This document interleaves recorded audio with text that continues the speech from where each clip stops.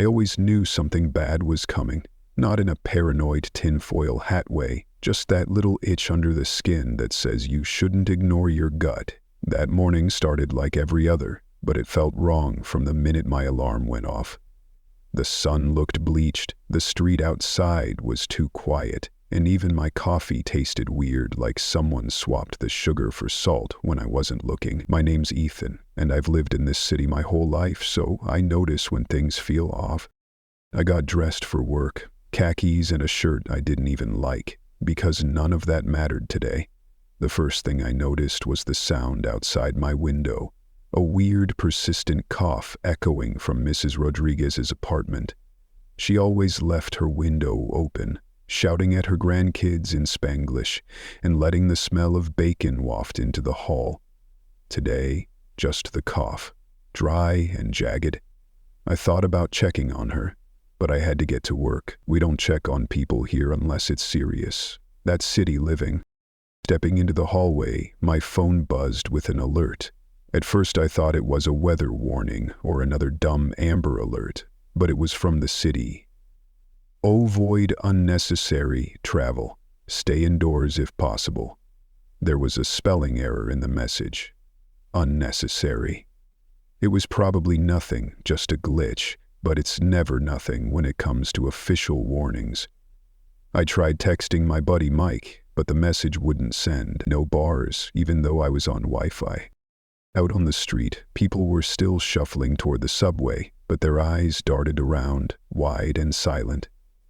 Usually, there's a guy on the corner hustling bootleg DVDs, but he was gone. Instead, a dark green military van sat half on the curb, engine running, but no one inside.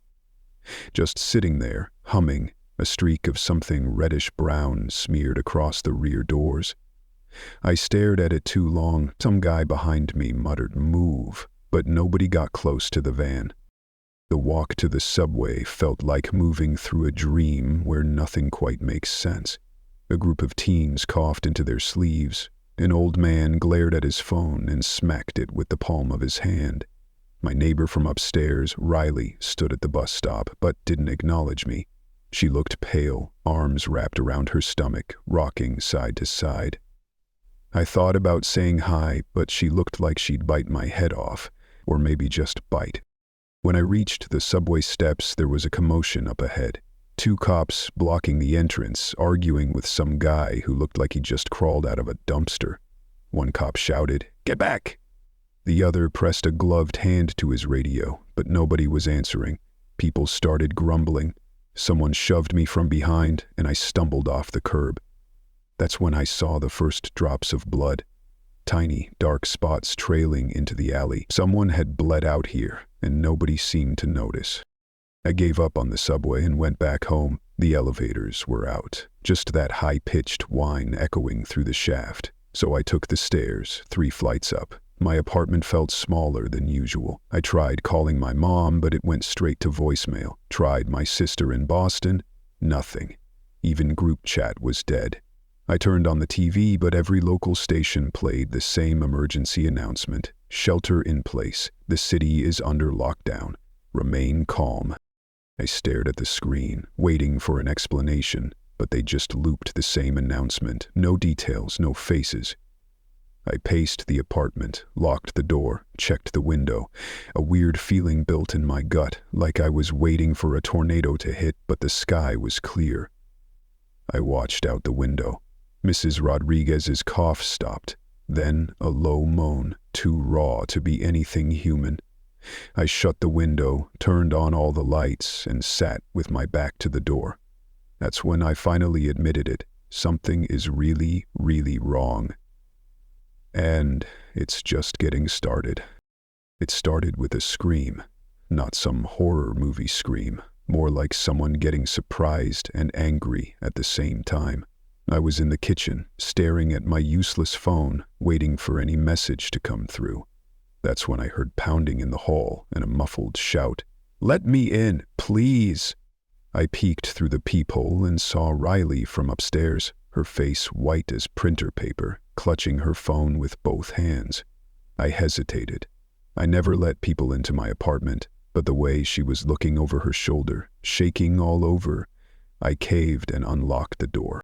She burst in, slammed it behind her, and clicked every lock. "They're in the building," she said, voice flat.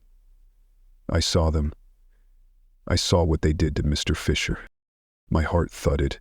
I remembered Mr. Fisher always complaining about the trash chute. "What do you mean?" I said.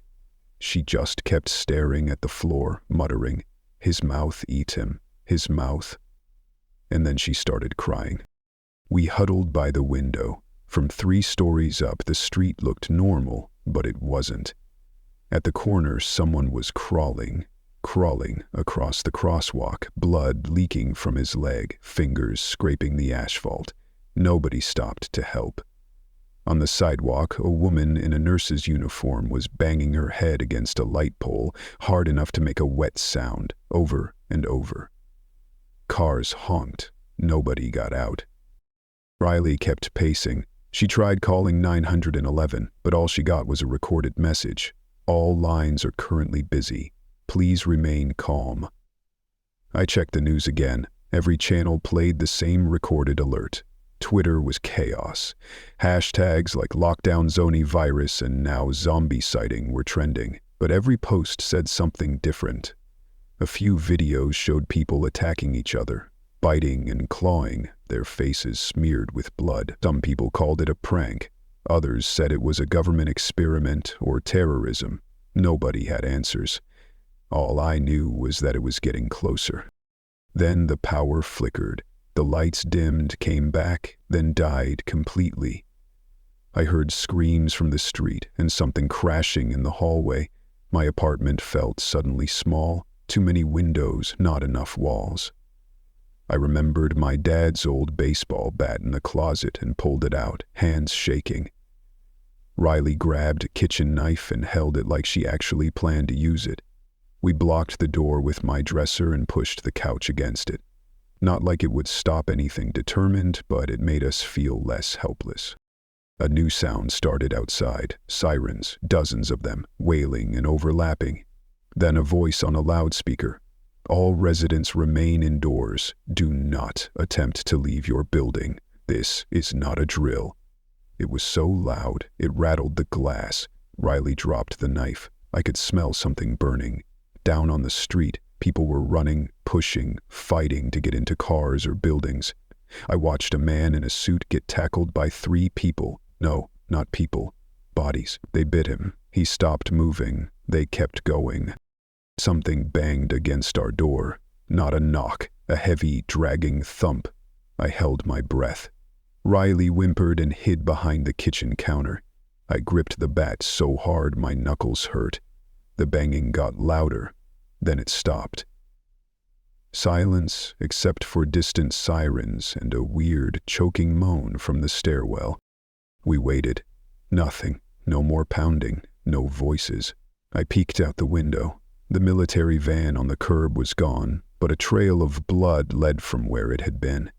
A shadow moved inside the lobby. Slow, jerky, like someone trying to remember how to walk. It was Mrs. Rodriguez. Except it wasn't. Her face was slack, jaw hanging, eyes rolled up like she was sleepwalking. She bumped into the lobby door, leaving a smear of blood on the glass. Then she turned and stared right at my window. That was the moment I knew. This wasn't just an infection. This was something nobody could fix, and we were trapped. There's a limit to how long you can sit in one room and pretend the world outside isn't ending. I found mine when Riley started quietly sobbing on the kitchen floor, clutching my old college hoodie. I wanted to comfort her, but I didn't have anything left to give. I felt cracked open, raw, like I was waiting for someone to tell me what to do, but there was nobody left who could. The pounding started up again, louder, faster. I tried to ignore it, but Riley's breathing got shallow and her hands shook so bad she dropped the knife. I knew if we stayed in that apartment we were going to die. Or worse. I opened the window just enough to look outside. The city was gone. Fires burned in the distance. The sirens were gone now, replaced by a low droning sound. like 100 people humming at once. I could see them, dozens of infected, just standing in the street, swaying, faces ruined, eyes blank. Some of them wore pajamas, some wore uniforms. One of them looked like Mike, my best friend since 5th grade, but it couldn't be. He was too far away. Or maybe it was just my brain playing tricks. The next banging came from the stairwell. More voices now, some shrill, some guttural. I heard the word help, then just screaming. I knew I had to choose. We either wait for them to break through or we make a run for it. I looked at Riley and she looked at me, and in that moment neither of us was brave, but we were all we had. I pulled her to her feet.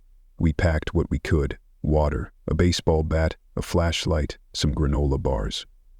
She slipped her arms through my old backpack, shoulders trembling. The pounding at the door was splitting wood now. I pushed the dresser away, and as the lock started to give, we bolted for the stairwell. I didn't let myself look back. On the landing, I almost tripped over a body. It was Mr. Fisher, but his face was gone. We stepped over him. Riley gagged. Down 2 flights, the front door was hanging off its hinges. We ran out into the lobby and straight onto the street. The world outside was unrecognizable. Bodies everywhere, some moving, some not. Car alarms wailed, windows shattered. In the distance, the sound of gunfire. We ducked into an alley and kept running. Every step was a risk. Riley twisted her ankle. I almost dropped the bat. Something grabbed at Riley's hair, and she screamed. I swung the bat and felt it connect with something soft. We kept moving. We ran until we couldn't breathe. Finally, behind a dumpster, we stopped. Riley was crying, clutching her ankle. My heart was pounding. I tried to catch my breath, but all I could hear was the moaning. We weren't safe. We'd never be safe again. I looked at Riley. She looked at me. "What do we do now?" she asked. My voice sounded like it belonged to someone else. "We keep moving. That's all you can do when the world ends. You keep moving, not because you think you'll survive, not because there's hope, just because, for now, you're still you, and you're not one of them."